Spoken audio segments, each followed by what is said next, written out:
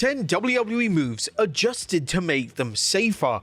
Be sure to subscribe and hit that notification bell for daily wrestling videos, and follow us on Facebook for exclusive lists. Number 10. The Doomsday Device. The Doomsday Device was a finishing move of the legendary team the Legion of Doom. Whilst the move looked fantastic upon execution, it became really dangerous as it had injured wrestlers in the past due to how awkwardly they forced to land upon being hit with the move. A variation of the move was offered by Billy and Chuck in late 2001, and upon seeing the move for the first time, it's apparent that the two wanted to deliver a safe yet unique version of the popular move. When the wrestler would jump from the top rope, usually Billy Gunn, they would make sure their opponent's neck was supported, and they would basically guide the wrestler safely down to the mat without them flipping in an unnatural position. The move, as far as we know, injured a total of 0 wrestlers during their run using the move, and it was even used on non-wrestlers such as Eric Bischoff, which was no doubt a sign that the move was completely safe. Number 9. The Stunner. When Stone Cold Steve Austin first delivered the Stunner, it was labeled as a cutter-style move. The move looked fine upon execution, yet based on how the move was delivered, the move could have led to injuries down the line. Austin took the bump in an awkward manner, and he wasn't yet going straight to his backside, and he was taking a traditional back bump. For his opponent, they would just awkwardly plop down without any direction, which certainly opened the door for botches and mishaps. Thankfully, Austin would perfect the move as the years went on, and Austin would adjust the move so they would sit down on his backside, whilst the wrestler would move forwards before taking a back bump. Number 8. Mick Foley's piledriver. The piledriver is labeled as one of the most dangerous moves in wrestling, so when Mick Foley introduced the move into his moveset, he offered a slight variation, which would keep the move safe. Foley's variation was known as the stump puller, and Foley would pull at the wrestler's tights. Whilst this often looked terrifying, this pull allowed the opponent to spike their head either into the mat or Foley's thighs, and in turn avoid hurting their neck. Unlike most piledrivers, there were never any reports that Foley hurt anyone with the move, and this is likely why Foley was permitted to use the move despite the ban on piledrivers being company-wide in WWE. Number 7. Kevin Owens' piledriver.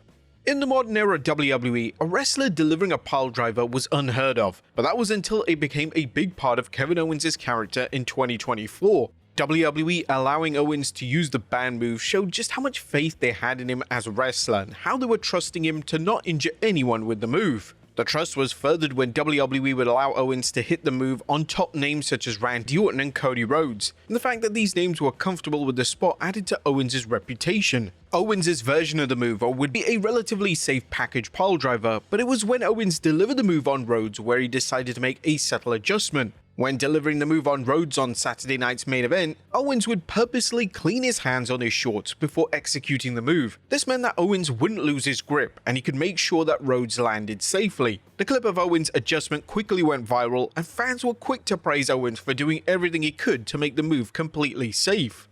Number 6. The Rack Attack. The initial rack attack move performed by Nikki Bella was cited as one of the reasons why she had extensive problems with her neck. The popular finisher put a ton of pressure onto her neck area, and it was easy to see why this had caused her so many obstacles. There was concern that Nikki was never going to be able to wrestle again following a 2015 neck break, and if she did compete again, then the move would have to be retired completely. Thankfully, the former Divas champion would return to the ring, and Nikki surprisingly didn't retire the move altogether, she just changed the way the move was done. Nikki would avoid taking any pressure onto her neck area, and she would spin her opponent outwards, while she would take a back bump. This TKO style move looked great upon execution, and it was completely safe for both Nikki and her opponent. Nikki would also smartly introduce a secondary finisher, which was a forearm smash. Whilst on paper this move sounded somewhat underwhelming, Nikki was able to put extensive force into the move, and the move was able to get over and be considered a credible and legitimate finisher. Number 5. The STFU. John Cena debuted the STFU in 2005, and the idea was to give Cena a credible alternative submission-based finishing move. When Cena first delivered the move on Chris Masters on Raw, the move looked tremendous. Cena locked it in tight, and it legitimately looked like he was choking Masters out. Unfortunately, over time, Cena would loosen the move up to make it safer. Whilst this is appreciated, Cena's variation was horrendously done, as Cena would make little to no contact with the opponent's face or neck, and it became a move that was often mocked by the fans. It's likely that WWE didn't want to create an image of their poster child choking wrestlers in the PG era, but it may have been a smart idea to move away from the move, and for Cena to introduce a more credible looking submission move. Number 4. The Spear.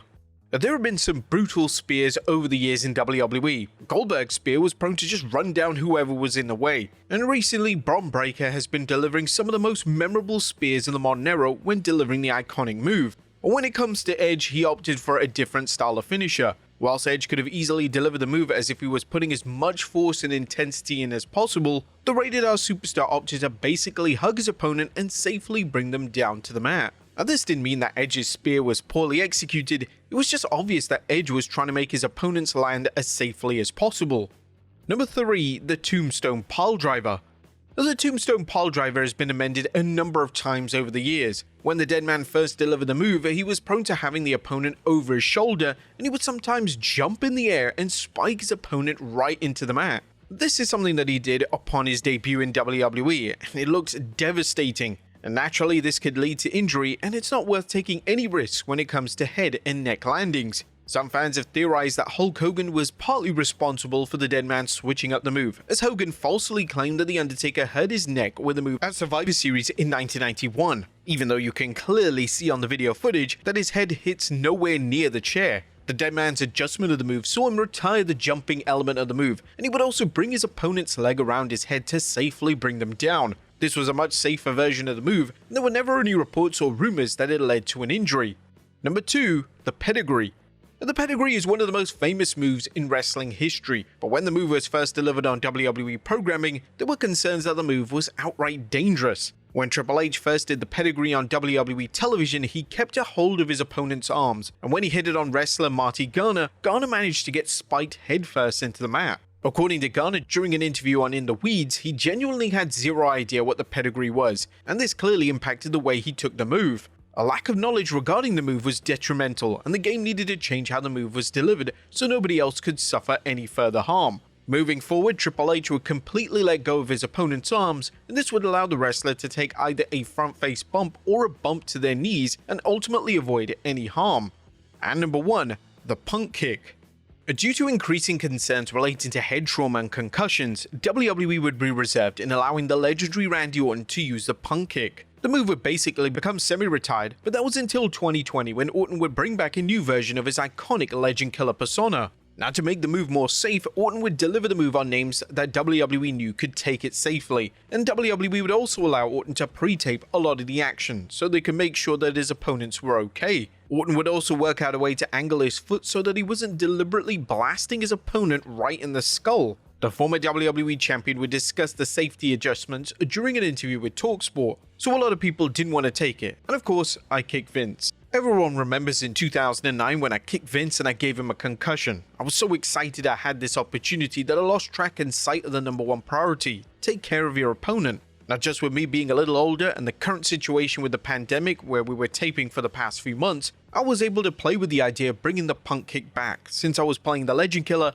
I had to bring the punt kick back. I've devised a way to tip the kick whether we're taping or live where it's 100% safe and I'm not going to hurt anybody. It was great to see the move back on WWE programming, and whilst it was initially frustrating that WWE banned the move, it was understandable why they banned the move for such a long time. But there you have it, folks, 10 WWE moves that were adjusted to make them safer.